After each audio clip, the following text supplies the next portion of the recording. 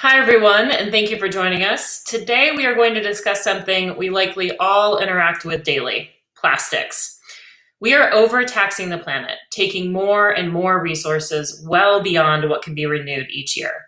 In fact, to feed and fuel our 21st century lifestyles, we are overusing the Earth's biocapacity by at least 56%. And not only are we overtaxing the planet, but the resources we are using are going to waste. Think we're doing it right here in the US because of those blue bins we place our recycling plastics into? Unfortunately not. While Americans account for only 5% of the world's population, we create half of the globe's solid waste. You're following the rules to reduce, reuse, and recycle, but unfortunately the system is broken. In fact, right now, 72% of America's plastic waste ends up in landfills, which means it's not being recycled, it's not being circulated back into the material market for reuse. Simply put, right now, a bottle is not becoming a bottle. Today, we'll discuss transitioning the responsibility of plastic waste from the consumer back to the producer and ways forward to build a circular economy and lasting planet. I'm joined by two of my colleagues here at World Wildlife Fund, Anthony Ticino and Aaron Simon. Anthony, first to you. Do you want to tell our audience a bit about yourself? Sure. Thanks, Sarah. My name is Anthony Ticino, and I sit on our Policy and Government Affairs team. Here at WWF, we work with policymakers to advance conservation and protect our planet, and our work to combat plastic waste is no different. We've all witnessed plastic in nature to the point where it's become unremarkable. Litter on the sides of roads, trash on beaches, daily news images of wildlife struggling to exist in their natural habitats. All of these scenarios exist because we treat plastic as discardable, not as a valuable resource. Policy change is important because it has the power to alter the way our system operates at a basic level and allow consumers and producers to contribute to a consistent system. Policies to transition to recycling and reuse are overwhelmingly popular. 86% of the public wants to transition from an economy that focuses on throwing things away to one that focuses on conserving, recycling, and reusing.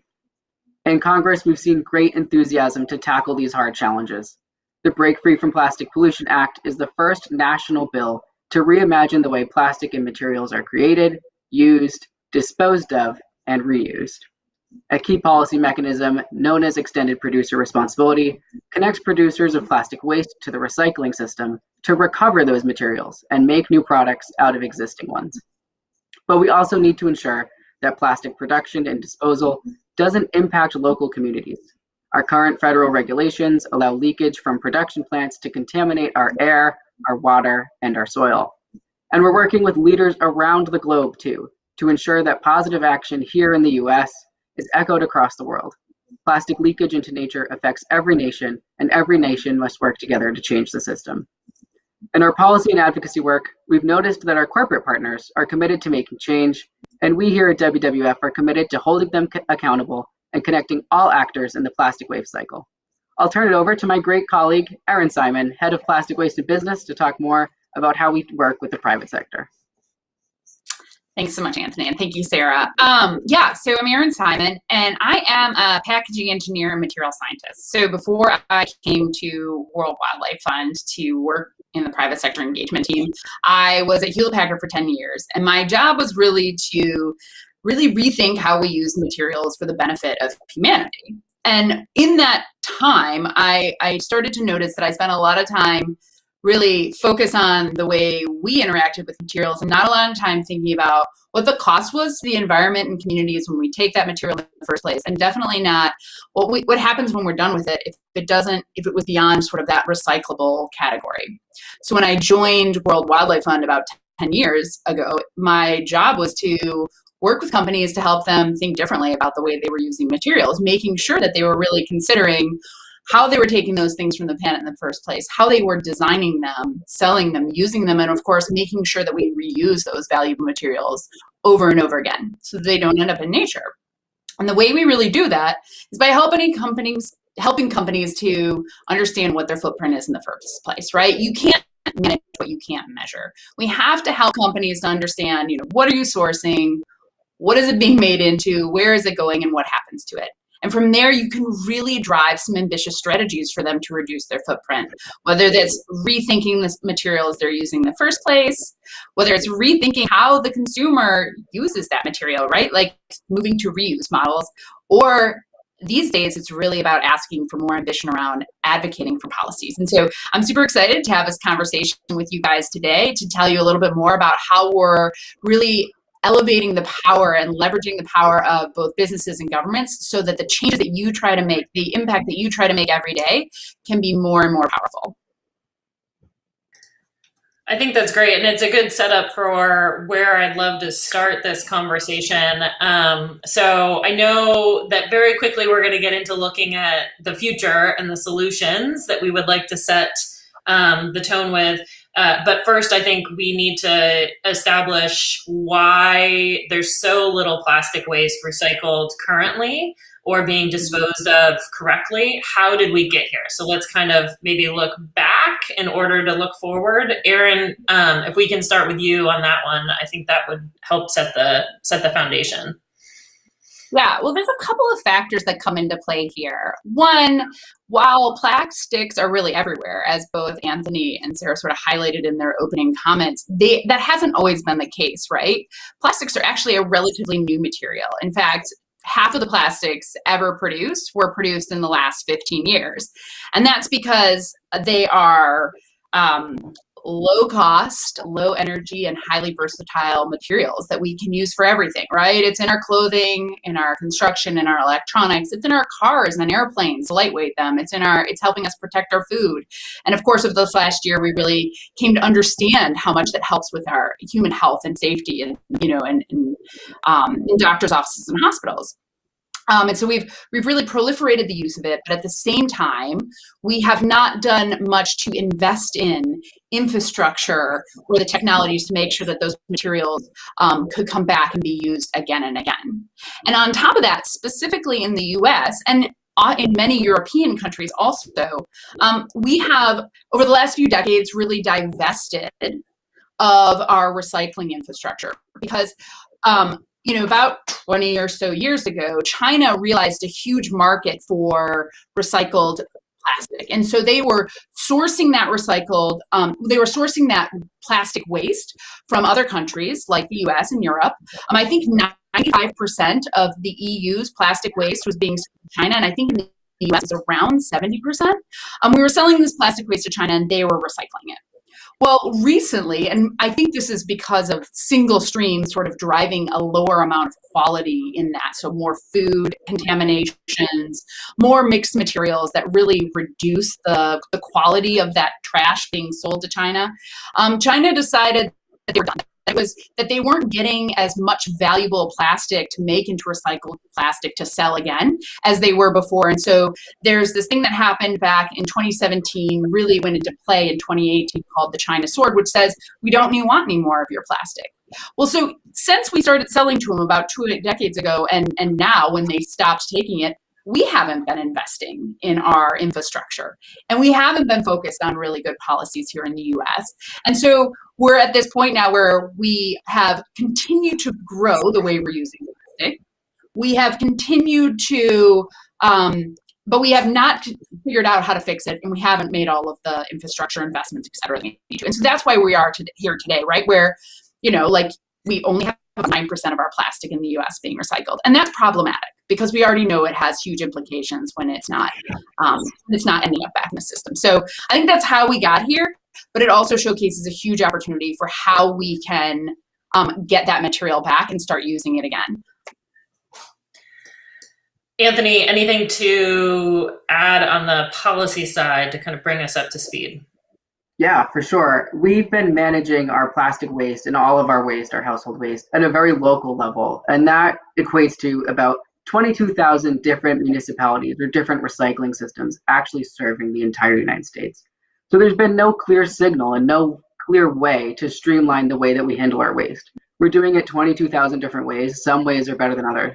But at the end of the day, we still have this problem where we have too much unsorted, contaminated plastic. And it's really overwhelming the system. And it's paired with the fact that Erin said that we're not investing in the right infrastructure. We don't have that infrastructure, and it's just simply being overwhelmed. Okay, so tonight, my son has a yogurt after dinner. Do I recycle it? Do I just kind of throw in the towel? Do I give up here? I mean, this isn't necessarily making me feel good about where we're at today, even though I know the conversation is going to head into solutions for the future. But like, what about right now? What do I do with the plastic waste right now? We Aaron? need to keep recycling. Oh, go ahead. Go ahead, Anthony. Yeah. Aaron can pick up, but we need to keep recycling. The system might not produce the results that we want right now, but it still creates value. And a yogurt cup that could be recycled is a lot better than landing in a landfill forever. Aaron? Yeah, sorry about that, guys. I was dealing with some mic issues, but I am back now. So what we need to do right now is, to begin with, I want to highlight the reason you have Anthony speaking from a policy perspective and myself speaking from a private sector engagement perspective is that we at WWF feel that the most powerful stakeholders right now to drive the systems change that we need are from policymakers and businesses. And so we need them to change the system that you and I as individuals depend on every day for that recycling system to work. So in the meantime, what can we do? Yes, we need to continue recycling, right? We need to look at what the guidelines are for our local recycling and make sure we follow those. There's a thing we like to call wish cycling here, which is something that my mother tends to do, and I love her for it. But she likes to put things in her recycling bin that she wants to be recycled. Unfortunately, what happens dominates that bin. And so in the meantime, the stuff that she has recycled correctly, may or may not actually be recycled. So follow the local guidelines and be an advocate, right? Joining webinars like this, learning more, allows you to be a better advocate. And I know Anthony can make recommendations on how you lead from a local policy perspective too. And I think we'll get into that in just a minute. The one last piece on this that I'm curious to know about is, is there a tactic around, just stopping buying things made of plastic? And where does the reuse factor fit into all of this? Yeah, I think that was the sort of knee-jerk reaction we all had right away when we started to see those pictures of, species washing up on beaches, entangled in plastic or being full of plastic, where you're like, this doesn't belong here, let's just get rid of it, right? And the challenge is there are plastics that actually have value, environmental value, right? And so we want to, and they bring value to humanity, right? We don't want to go into a doctor's office or a hospital and not have these high quality, high performing materials that help to save lives. We don't want to take away the benefit from the lightweighting of cars and airplanes that plastics have given us to reduce their emissions. But that doesn't mean that we have a free pass to just keep using plastic and not managing it when we're done with it, right? And so we need to be thinking about, for those plastic materials that we do need, how do we get them back? Is that through a good recycling system where we invest in the system, we have the infrastructure and the policies? Or is that through new business models, totally different ways, right? Think of the shared economy. How do we move to reuse? How do we move to solutions that we can use over and over again? And so WWF has been focusing both on these two systems that we're going to depend on in the future, which are recycling, right? But then also reuse. And really considering, what do we need to do to make sure that reusable systems are more sustainable? And that requires us to actually, I know this is going to be a complicated idea, reuse them over and over again, because these bottles, while super cute, are really resource intensive, right? And so And so we need, the key to this being more sustainable or a better environmental solution is that I reuse it over and over again. And that's easy in my home, but what about those solutions that are refill on the go or are refill in your home? And so we need to really think about, what is the new system that makes sure that we are reusing those? What type of cleaning do we need to make sure they're safe? What type of logistics do we need to be able to collect and refill them? And so that is building the reuse system. And so we're kind of focusing on both. But ultimately, it's not going to be based on a material being bad or good, to come back to your question, Sarah. It's going to be about making sure that any material we source for a single-use item to be recycled or for a reusable item to be reused, it needs to be sourced sustainably. And we need to be able to have a system that can get it back so we can use it over and over and over again. Yeah, and I think, one piece of that really stands out to me when you were talking, Erin, is this concept that we can't replace one problem with another problem. So, Yeah. by eliminating plastic, we can't create a different issue, and substitute in another material that, and I think in some ways, some of these questions we're seeing come in from the audience, I want to bring up because I think in some ways they kind of get at that point as to why this problem is so complex, right?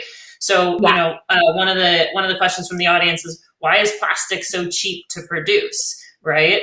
So there's like an underlying factor there that highlights Yeah. that, and another question is there a connection between plastic pollution and the climate crisis? Well, in some ways, and both of you can get into this, plastic is an answer to reducing emissions because of shipping costs and the weight of shipping glass, right? So when this all kind of comes full circle for me in the sense that we're constantly trying to fix when we should be trying to prevent.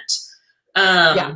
And I think that's the really important part of why convening around such a complex issue right now is so, relevant.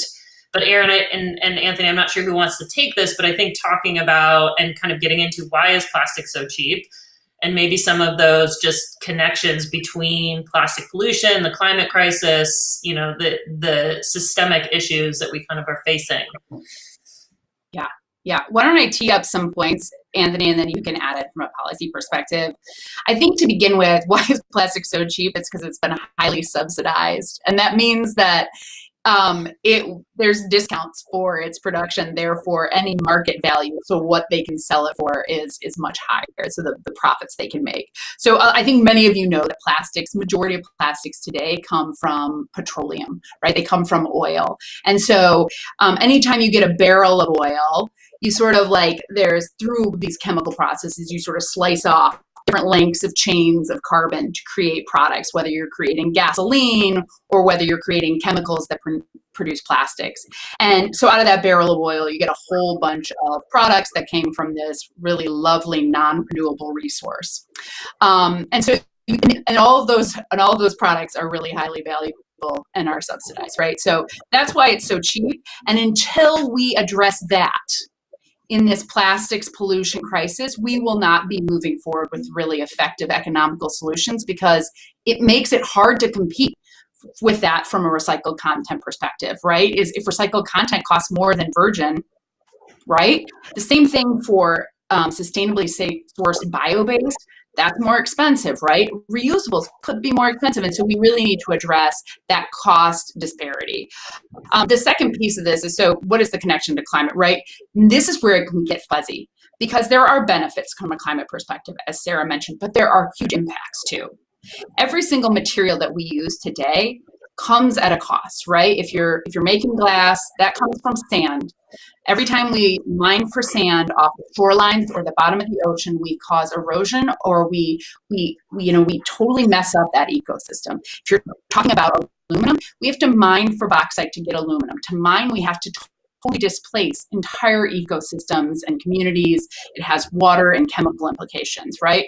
And pulp and paper products, they come from forests, which we all know that forestry and deforestation and degradation is a huge problem that we're facing as a planet, along with all the others, right? So none of these materials come without a cost. And so all of them, we have to address that cost when taking them.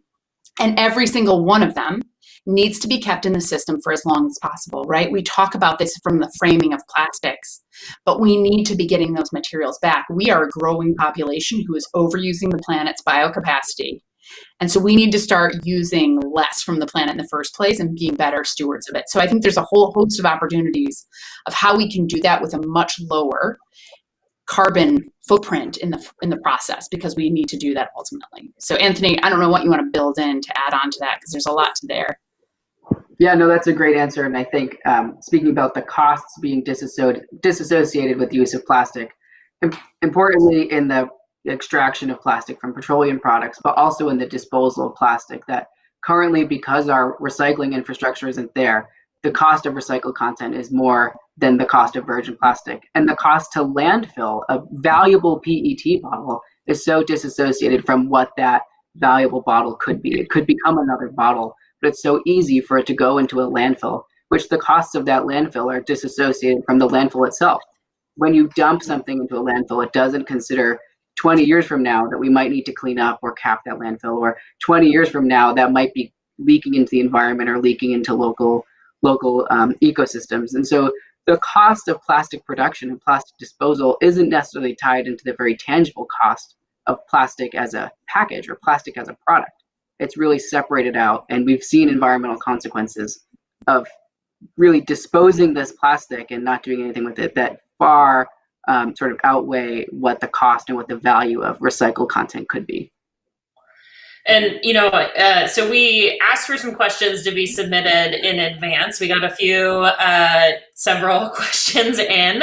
And so we're going to jump to one of those video questions now, I believe from someone in California. And so we'll listen to that and then come back to our conversation. Hi, my name is Janvi and I'm from California.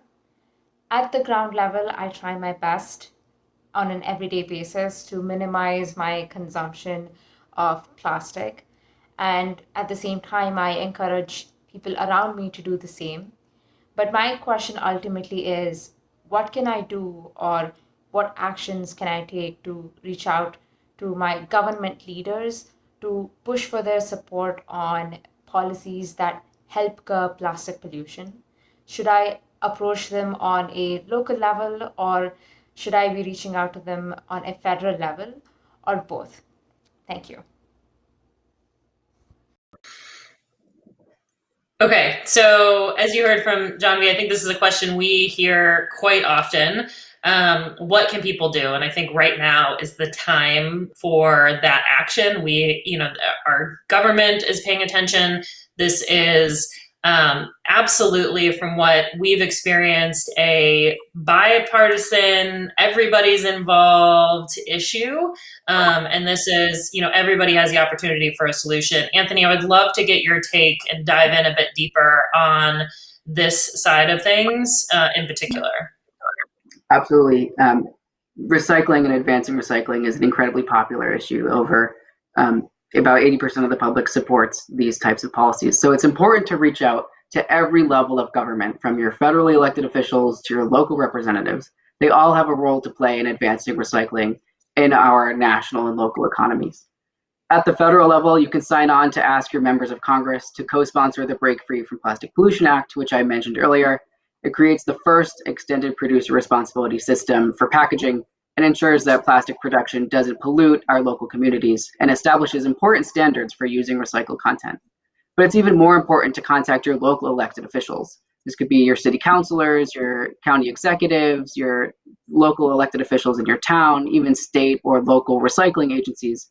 It's important to let them know that recycling is an important resource for you.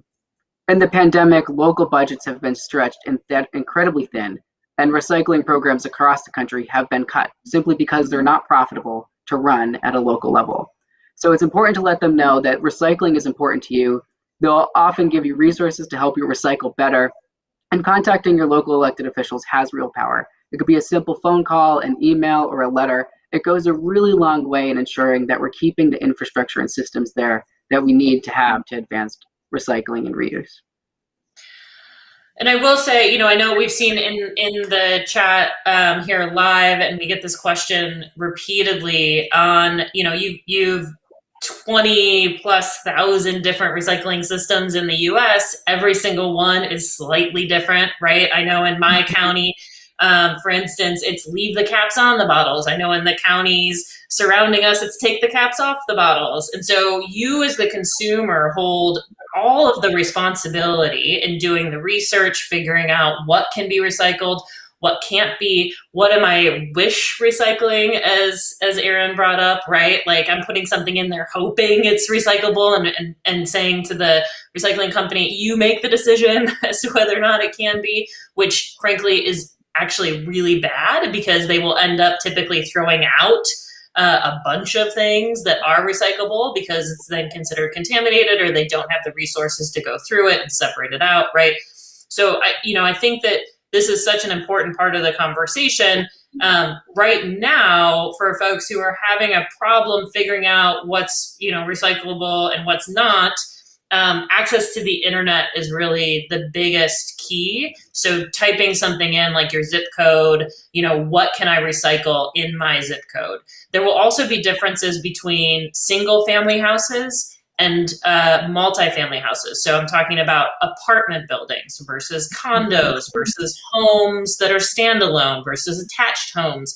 So, just kind of you are going to have to do a little bit of that legwork in the current environment. But as you're doing that, pointing out to the officials, as Anthony has said, is going to be even more important. So saying to your local officials, saying to your state and federal representatives, I just had to spend an hour online figuring out what I'm able to recycle. That's a part of the problem, right? And part of what you talked about, Anthony, the Break Free from Plastic Pollution Act that was recently announced, it really, it does need the support of Congress across the board. And so getting additional co-sponsors onto that is going to be really important. Pointing out where the faults in the system are for you as an individual, as a voter, is going to be very important and carry a lot of weight. The other piece of that I think is where I'd love for us to go next is really talking about the EPR side of things. So what are companies and producers of plastic and policymakers doing? Where is that conversation headed? How are they going to be held accountable? I'd like for us to kind of dive into what exactly EPR is. I know we love acronyms, and how that can be an effective solution, with this approach. Sure, I can. And Aaron, jump in. Extended producer responsibility, just as we've seen a lot of enthusiasm across, not only here at WWF, across consumers, across our corporate partners, which is really encouraging to see everyone feeding up to the same set solutions. It really gives this issue a lot of momentum that we need. In extended producer responsibility, essentially, producers of plastic packaging or packaging generally are assessed a fee for their package. That fee is then collected in a system, and those fees are then invested in local recycling infrastructure and held to certain targets, so that when a package is placed in a recycling bin, it is actually going to be recycled and reused and remade. And there's certain incentives to make sure that that packaging is consistent across the entire nation, so that when you have a package in Massachusetts and you have a package in California and you have two different recycling systems, you can do it the same exact way. And that's really important to ensuring that we're achieving the right outcomes. And it allows producers of plastic packaging to not only have access to recycled content, but to be incentivized to change from the current system, which uses too much plastic, too much packaging, and too many complex formats, and streamline those processes into a way that's more understandable. Erin, I don't know if you'd like to add on to that. Yeah. Well, I think that's a great transition, right? So what do companies need to do for that to work, right? Because we know that companies have a major role to play, right? And so if we want to get to that future where we have this equitable system where we don't need a decoder ring to figure out what goes in that blue bin, and we've all got the same blue bin, so we have that system that's going to produce this really high quality set of recycled materials. Businesses need to one, advocate for that. And then two, they need to follow through and produce products that will work in that system. And so on the advocacy side, what's been really exciting, and I'll be honest, really gives me hope, is that in the past few years, I've seen a shift, right? About 5 or so years ago, companies came up with this, realized sort of that they needed to have bigger ambitious commitments around the plastic pollution issue. And so they came out of the gate with these commitments, and then as they started to analyze what they needed to do to deliver on those commitments, they realized that they would always fall short unless the system that could recover that material and process it and give them access to recycled content was in place. And so what you've seen in the past few years is companies that had been previously advocated against EPR or bottle return bills, systems that would fund access to recycled content, are now very supportive of it. And that's a really big deal, because that, in the US specifically, get industry behind that momentum. There's a lot more leverage we have in we can to influence that political change, right? That force that force for good that we're really trying to push for. The second piece of it around designing better is trying to figure out how we can standardize a little bit to get everything in that blue bin fitting into a set of conditions that can easily be processed, right? Anthony mentioned that we proliferated product complexity, right? Plastics have this ability for you to manipulate them in different ways so that you can have different properties, which is great, but also it makes it a different plastic and therefore it's not like and can't be recycled together in our existing system, right? And so we really need to think about how we simplify what's going to go in that bin, right? That makes it easier for the public to actually do it correctly, but it also gives the businesses, the private sector, some guardrails to design within. If they're going to expect that thing to get into the recycling bin, they got to design it for that recycling bin, and then ask them to innovate and invest in the new materials that will work in that system, or the new solutions that will work in that system. And we've been working really closely with companies to advance both of those key aspects of their involvement and advocacy in this space, so that by the time these policies are in place, the companies are really on board and are helping to put the right solutions in place to match that. Well, I got a little sneak peek at the video submissions of questions, so I'm glad that you brought up hope, because I think it segues nicely into this next one we received from someone in Utah. So we'll go to there quickly. Hi, my name is Courtney. I live in Salt Lake City, Utah. And I was just wondering if you all could help me with something that I think about in my life a lot. I try to, live as green of a life I can, try to be plastic free, these sorts of things. But I just feel that I'm so often overwhelmed and almost just depressed with this insurmountable task at hand, and just the deterioration of the earth and oceans and plastic and these sorts of things. How do you not find yourself in this cyclical trap of being overwhelmed and feeling like, the good I do, it doesn't make any difference, etc.? How do you get past that and feel more hopeful and feel more productive, rather than just feeling upset and overwhelmed and hopeless? Hope is such an important feeling to have and to hold on to. Erin, I'm going to pass this to you first. Yeah, wow, it's super, when you listen to questions like that, it reminds me like why we do the work we do, right? Because there's so many of us who look at those pictures, those images, and we all think the same thing. We think this doesn't belong, and we just want to figure out what to do about it, right? We don't want to be bogged down in this negative narrative that constantly says we can't solve this problem. And what gives me a lot of hope is that in the past 5 years, I have seen a major shift, right? I've seen businesses set out with more ambitious commitments. I've seen governments lean in and say they want to do something about this and hold their communities accountable. And I've seen the individuals in masses say like, this is a huge problem that we need to be addressing.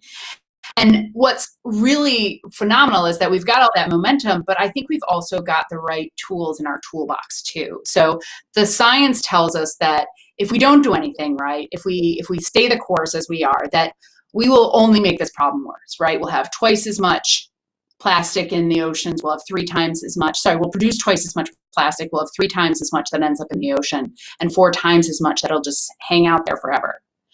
But that same science tells us that the systems change we need is right in front of us. The scenario we have, the tools are in our hands, right? That all we need to do is lean in and all play our part, right? And so for these major global conservation issues that we are all facing, which all feel very overwhelming, we have lined up the stakeholders who need to play a role and the tools that the levers that they need to pull. And we all just need to lean in and do that. And everybody is doing that.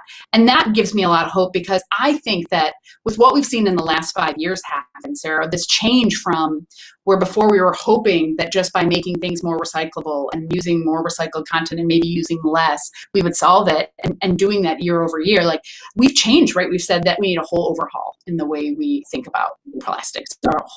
We need to rethink our whole relationship with them. So I feel like we've got the potential. I think we have the tools in place. We just need to all do our part. So Anthony, I'll let you build off of that. And Anthony in particular, I would love to hear from you. What do we hope to see happen in the next year in particular? And that, if you could break down, right, this is a global issue. So we've addressed the global, the national, the local. Can you break it down, in that way and what you hope to see? Absolutely. And building off of Erin's points, looking forward to the next year, so much of it is due in no small part to the demands of the public. When the public needs action and needs answers, great things happen. 81% of the public wants to recycle more. 68% of the public agrees that producers of waste need to pay into a system and help change that system. So we're seeing a lot of good action in the next year. At the international level, within the next year, the UN will convene all interested nations in establishing a UN treaty on plastic pollution as an important step to ensure that waste isn't being dumped or mismanaged internationally, and to ensure that globally we're all tackling the system and the problems that are in our own backyards, that we're all taking care of the waste and the plastic that we've created, and making sure that we're incentivizing reuse, recycling, and reduction. So that's really encouraging to see at the international level.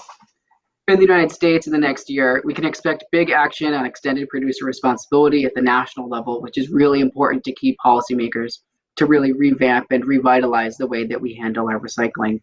And we can expect to see great investment in recycling infrastructure and technology, not only at the national level, but at the local level. We've seen a resurgence of interest in making sure that our recycling systems can handle the products that we need. We've seen far too much plastic enter nature for far too long, and we're really seeing that progress happen in the next year. So it's really encouraging to see that all of these pieces are lining up internationally, nationally, and locally. Yeah, I think that's great. We did get one question that I just wanted to jump to really quick, which I thought was relevant around, Erin, you had touched earlier in the conversation around, exporting to China, for instance, and that has since stopped. Do either of you envision in the next year or two, as the evolution of our plastic waste discussion happens at each level, do you envision the U.S. exporting again? Do you envision us keeping all of that for, the circular economy mode within the U.S.? Just that question has come up in within the audience, and so I wanted to make sure to kind of touch on it as best we could, right? Perfect. Yeah, I see two pieces to it, and then we can have Anthony add in. One, I think there's, with this drive for more access to recycled content, we want to keep some more of that at home, right? We want to be able to use that as a feedstock to make more things. And so I think there is a certain amount that says, if we're going to invest in the system to recycle, let's use that material and put it back in products. The second piece is there's this piece of legislation out of the Basel Convention, which talks about how we move plastic waste. As I mentioned early on, the big problem that China was having is that what we were sending them was literally containers of trash, right? And that is not something that's recyclable here. It's definitely not something recyclable there. And so Basel Convention says that if you're going to move plastic across borders, it has to be clean, high quality bales, meaning it all has to be the same. And it has to be, sort of transparently certified. There's going to be some building in that transparency into what you move across lines, saying like, this is a pallet load of PET or polypropylene or black polypropylene, right? Like it's going to be that specific so that you're moving it, you're sending a high quality source to a recycler to use to make into recycled content. So I think that it could still happen, Sarah, because these materials don't know borders, but I do think that the regulations that are going to be put into place and both at the global level and sort of nationally to advance our own systems are going to help to improve what that is, because we certainly don't want to be sending our trash to another country that doesn't have waste management, and then that trash ends up going into an open dump or back into nature. That's definitely not what we want, and that's happening today, unfortunately. I think, it's great to see that the value of the product is finally being recognized and given the weight, right, to be able to build back into funding really the solutions that we need, the products that we need, that we want to create. And it seems like a win-win-win, right? Like it seems like all together, the planet can win, we as consumers can win, the producers can win. It's such a feel-good story. Here's your hope. Yes, yes. Okay, I think we have one more video question that I want to jump to from an Aaron in Wisconsin. And so we are going to hear from them. Hi, my name's Erin. I'm from Wisconsin, and my question is, can the recycling system be fixed? So short and sweet. I feel like we've kind of addressed some of Erin's question already, and also want to, give kind of an opportunity for last words here. I thought it was kind of a good wrap up. Other than a resounding yes, it can be fixed. Erin, let's start with you and see what you have to say. Yeah, I think I started earlier and said that we don't want to get rid of plastics, but any plastics we do use, we need to figure out how to reuse them over and over again. And so we absolutely can and will fix it. We have the tools to do it. We just need to go forth and do it and do that. But we also need to be just really thoughtful about using less in the first place. So, and thinking about the new systems like reuse that we need to put into place. But absolutely, everything is possible. Humans are really good at innovating and solving problems. We really are. I think sometimes we just have to have that right incentive in front of us. We have to have good science, and we have to have that collective support and ambition around solving a problem. And we do have that with the plastic waste issue. So, Anthony? For sure, definitely agree with you, Erin. The plastic and general recycling system can be fixed. And we're seeing a lot of momentum and transitioning from plastic being treated as discardable to something that is truly of value, that when we use it, we can use it again, we can reuse it again, we can reduce the environmental impact, we can reduce the community impact, we can reduce the financial impact of plastic waste. And so we're seeing that it's being produced and considered as valuable. And that's really what's key to changing the system.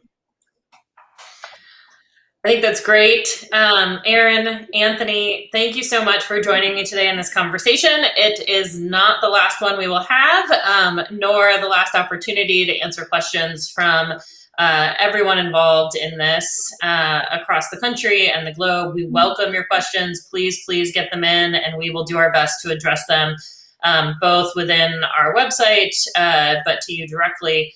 I will just say that, World Wildlife Fund is fighting for a world with no plastic in nature by 2030. We've put into place and convened everyone from individuals to producers of plastics, companies, policymakers, to really see that through. We see a world where our oceans teem with marine life, not discarded nets, bottles, and bags. And to make this happen, as you've heard today from Erin and Anthony, we need all stakeholders. We need producers of plastic, policymakers alike. We need them to think differently, to innovate and provide solutions that make us better stewards of the resources we are taking from the planet, but also to make sure we keep them in the system so that they can be used again and again. If you haven't yet, please visit worldwildlife.org/fight plastic pollution to learn more about what you can do and take action today. Thank you so much.